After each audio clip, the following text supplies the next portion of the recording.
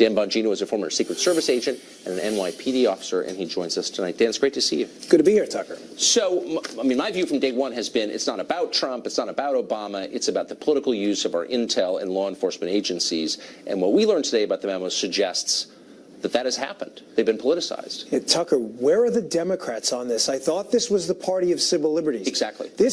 You do not have to be a Trump supporter to understand that the constitutional republic as we know it cannot continue to exist if the Fourth Amendment is subject to the R or the D in front of your name. Make no mistake, because the liberals are hiding now, and they're all scurrying like roaches when the lights come on.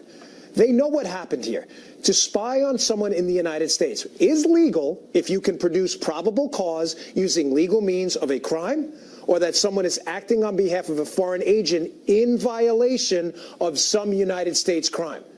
None of that has been produced to this day. Not a single Democrat, Republican, or anyone else has produced a scintilla of evidence that anyone on the Trump team, and we're not talking about process crimes later, colluded with the Russians to justify an investigation to spy into what at the time was a candidate for president of the United States of the opposing party.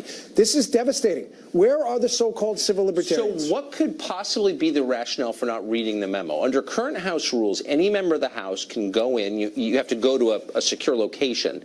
But if you're an elected member of the House, you can read it. Only a dozen Democrats out of more than 100 outside the committee have done that.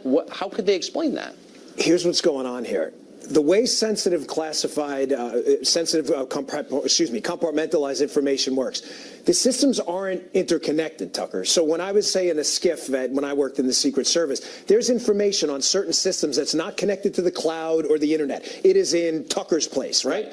For someone to read that, you have to go to Tucker's place. It is not a coincidence that Devin Nunes, who has an entire scope of what happened, went back in March to the White House facility to read very specific intel that I think is very likely will be in this memo. What am I saying by this?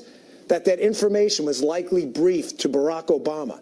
What does that mean? That means that this information that was being used by Hillary and all this other stuff that was in the dossier and all of this spying was probably being inserted into daily briefs by Barack Obama. Why else would Nunes have to go to the White House to read it? That's a great point. And of course, it was the Obama administration that pushed for the surveillance powers over the Trump campaign. Very quickly, is it plausible that Obama administration officials really believed that poor Carter Page, I'm sure you've seen him in his television appearances, was a Russian agent, was working for Vladimir Putin? Do you think they really believed that when they asked for the right to spy on him?